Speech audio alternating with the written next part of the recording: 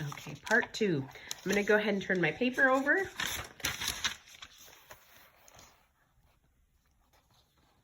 All right, let's see if that's within frame. All right, perfect. So this third example, this is pretty much something that you're going to see on the SBAC, and you'll see an example of this shortly. So this example 3 I have here, I stole it from number 7 off of SBAC Review A Part 2. And this is only a small portion of the problem. This, you'll see when you get to it. Number 7 is a beast. Okay, so my 8th graders are going to have to take a number like 15 and divide it by the square root of 10 and simplify that and see what number it is. Oh boy, what a treat.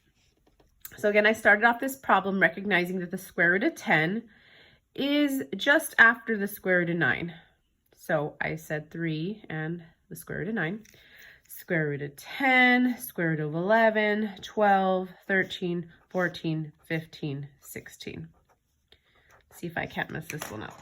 Again, I'm working from perfect square to perfect square here. So my answer has to be between 3 and 4. 3 point something. Okay, the square root of 10 I know is going to be really close to 3. It just comes right after the square root of 9. I'm going to call it right now. I feel like the answer is going to be about 3.1 because of how close the square root of 10 sits to the number 3. But let's go ahead and do this. I'm going to go ahead and further simplify this. Oop, I got excited. I'm going to just focus right now on the square root of 10, and I'll deal with the rest of this later. So this is going to be 3 and 1, 2, 3, 4, 5, 6, 7. 7 parts. First jump over, 3 and 1/7. So if I can turn 1/7 into a decimal, I'm going to have a little bit better understanding of what this all equals. I know that 7 does not divide into 1. But it does divide into 10 one time. If I find the remainder, I see that it's 3. Okay, 7 divides into 30 about 4 times without going over. And again, this goes on forever and ever and ever. I'm going to go ahead and stop.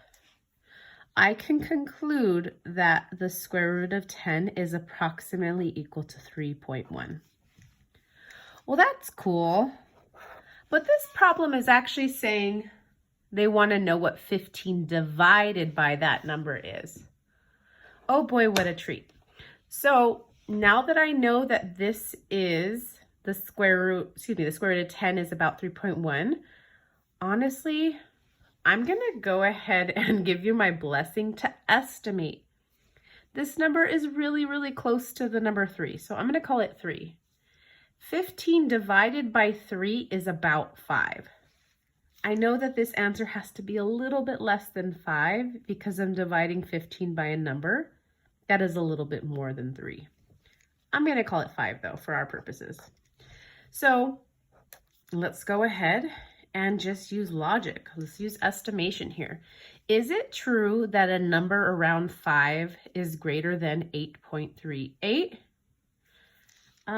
Yeah, no, that is false. Okay, so when you get to problem number 7, this is kind of the logic that you are doing to attack each of these problems. Now, this is one expression in the table.